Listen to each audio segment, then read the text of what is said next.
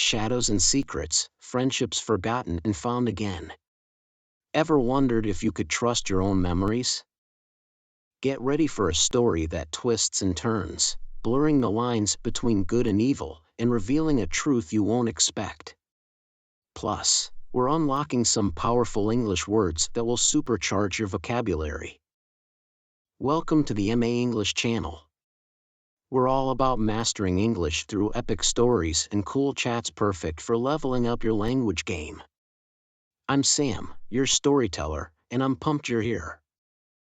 Love this vibe? Smash that like button, it's a high five to me, and subscribe so you never miss a tale or tip. Let's dive in and get started. Hey, it's me, Sam. Life's funny, isn't it? One minute you're sure of everything, the next, you're lost in a fog of questions.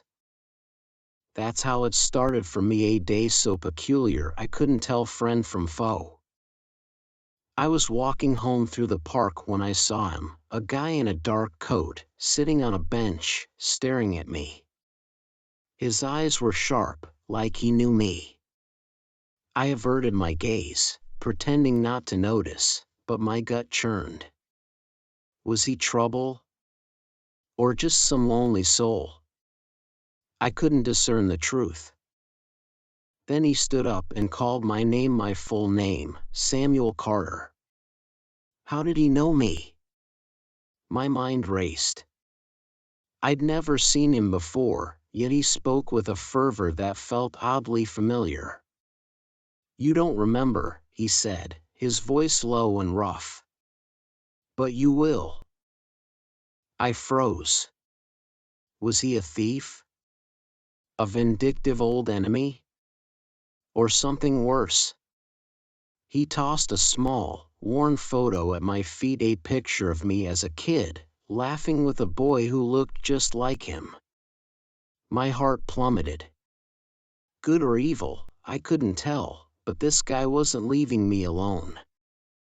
He said his name was Eli, and he claimed we'd been best friends before my family moved away when I was 8. I didn't remember him, not even a flicker. You owe me, he said, his tone abrasive. Owe him? For what? My head spun with skepticism. Maybe he was lying, weaving some elaborate tale to trick me. But that photo, it was real. I picked it up, my hand shaking. Eli kept talking, about a promise I'd made, something about sticking together no matter what. I wanted to run, but his words resonated, tugging at something deep inside me. Eli said he'd fallen on hard times after I left, lost his parents, ended up alone. He tracked me down because I was the only family he'd ever felt he had. I didn't know what to say. Was he manipulating me, or was this the truth? I looked into his eyes, tired, broken, but honest. Memories started creeping back, 2 kids racing bikes, sharing secrets, promising to never forget. I'd forgotten anyway. Guilt hit me like a wave. Had I abandoned him? Was I the bad guy here? I took a deep breath and asked him to sit. We talked for hours about the past, the pain, the years apart. The confusion faded. Eli wasn't evil, just hurt. And I wasn't perfect, just human. I apologized, and he smiled, a real, shaky smile. We decided to start over. I invited him home for dinner, and as we walked, I felt lighter. The park wasn't a place of shadows anymore, it was where I found my friend again. That night, over a plate of spaghetti, Eli laughed for the first time. I did too. Life's messy, good and evil blurs sometimes, but it's the people we hold on to that make it clear again.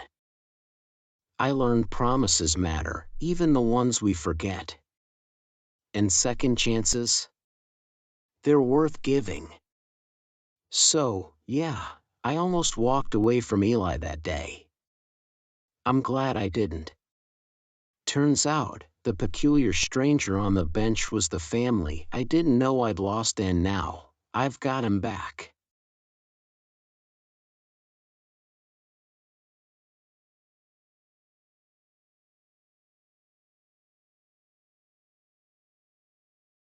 Hey there, it's Sam again. Welcome back. Now that you've heard my wild story about Eli and me, let's have some fun digging into 10 juicy words from it. These are above average, brain-tickling words perfect for leveling up your English. I'll explain them with a bit of flair, so they stick like spaghetti on a plate. Ready? Let's roll. First up, peculiar.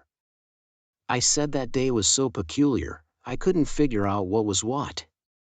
It means strange or odd, like finding a sock in your fridge. Picture this: the peculiar noise outside was just a cat in a hat. Weird, right? Next, averted. When that guy stared at me, I averted my gaze. It's a fancy way of saying I turned my eyes away, like dodging a flying tomato. Try it. She averted her face from the stinky cheese. Quick escape. Third is discern. I couldn't discern if he was trouble or not. It means to see or understand something clearly, like spotting a friend in a foggy crowd. Say this: can you discern the difference between cake and pie? Tricky, but doable. Now, fervor. He spoke with such fervor, it threw me off. It's all about passion or heat, like a kid shouting for ice cream. Imagine, she cheered with fervor when her team won. Full-on energy. Fifth, vindictive. Was he a vindictive enemy? It means wanting revenge, like a villain twirling a mustache. Picture this: he left a vindictive note after losing the game. Ooh, spiteful. Halfway there? Next is plummeted. My heart plummeted when I saw that photo. It means to drop fast like a roller coaster dive. Try: the kite plummeted when the wind stopped. Crash landing. Seventh, abrasive. Eli's tone was abrasive, harsh, like sandpaper on your skin. It's not cuddly. Say, his abrasive laugh scared the cat away. Rough stuff. Eighth, skepticism. My head spun with skepticism, out, like wondering if a unicorn's real. Test it. She eyed the magic trick with skepticism. Not buying it. Ninth, elaborate. Was he weaving an elaborate tale? It means fancy or complicated, like a cake with 10 layers. Picture, he told an elaborate story about a dragon. Too much detail. Finally, resonated. His words resonated, hitting me deep like a song you can't shake. Say, her advice resonated with me all day. It just clicks. There you go, 10 words with a twist. Let's recap. Peculiar is odd, averted is turning away, discern is figuring out, fervor is passion, vindictive is vengeful, plummeted is a fast fall, abrasive is harsh.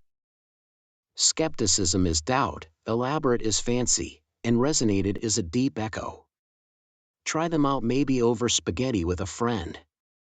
Thanks for learning with me, you're awesome.